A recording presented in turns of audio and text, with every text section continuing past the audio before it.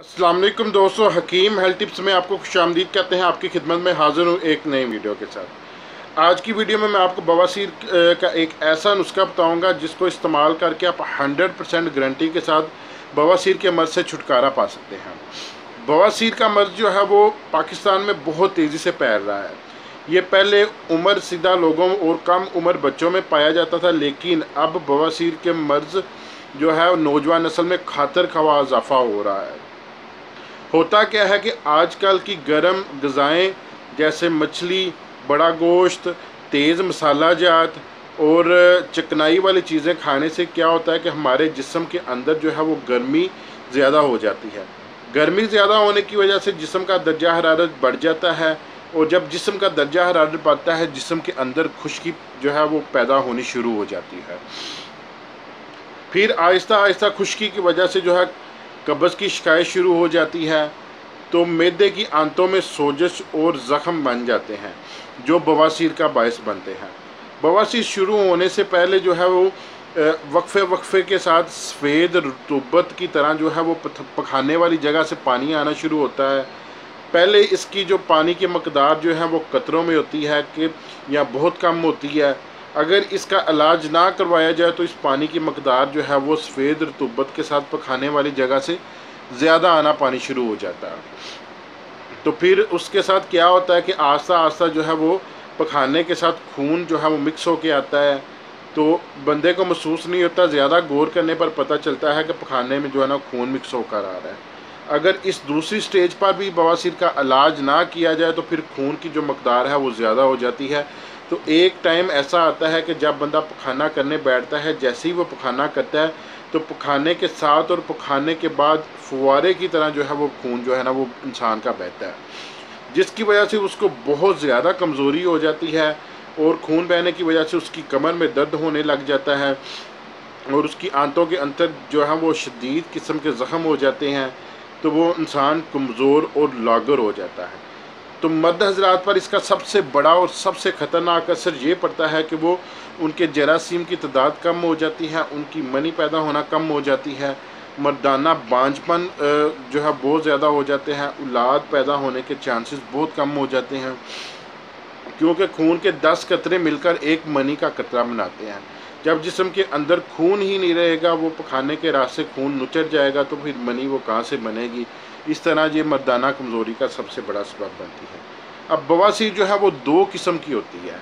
एक बवासीर होती है मोको वाली खूनी बवासीर, एक बवासीर होती है बादी यानी खुश्क बवासीर। अब मोको वाली खूनी बवासीर क्या होती है कि पखाने वाली जगह के अंदर और बाहर वाली साइड पर जो है वो मोके बन जाते हैं। उन मोकों के अंदर क्या होता रहता है, खून इकट्ठा होता है, जो गंदा खून होता है वो खून इकट्ठा होता रहता है। तो जब इंसान पखाना करता है तो वो मोके फूल जाते हैं। तो ज़ोर लगाने की वजह से पहले वो मोके बाहर को आते हैं, फिर जो है वो पखाना करता है। तो फिर जब जैसे ही वो पखाने से फारग होता है तो वो मोके बाहर की तरफ होते हैं, तो बहुत ज़्यादा जो है ना वो इंसान को तकलीफ़ होती है।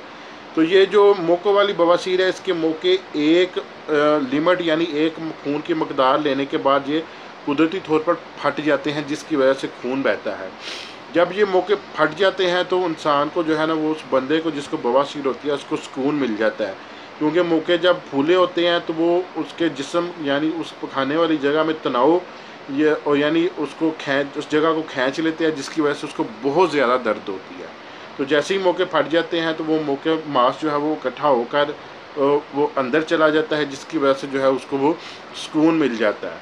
तो जिन लोगों को खूनी बवासीर होती है मौकों वाली, तो वो लोग इलाज करवाने से थोड़ा सा डरते भी हैं। वो इसलिए डरते हैं कि क्योंकि ये एक इंसान की शर्मगाह होती है, तो वो अब डॉक्टर के सामने अपनी शर्मगाह को ज़ाहिर नहीं करना चाहते। तो और कुछ लोग ऑपरेशन से डरते हैं कि हम लोग ऑपरेशन करवाएंगे तो पता नहीं कितनी तकलीफ़ होगी, क्या बन जाएगा। तो मौकों वाली बवासीर में तो उसको रिलैक्सेशन इस वजह से मिल जाती है कि वो फट जाते हैं, फिर वो दोबारा बनना शुरू हो जाते हैं।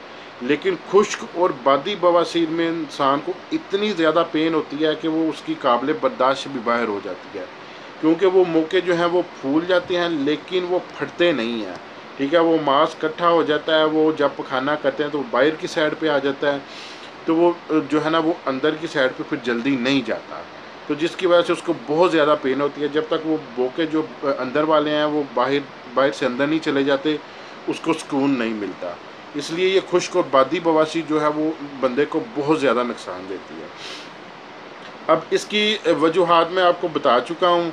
अब इसका रूटीन में जो है इस पर काबू पाने के लिए जो घरेलू टोटका है वो आपको क्या करना चाहिए।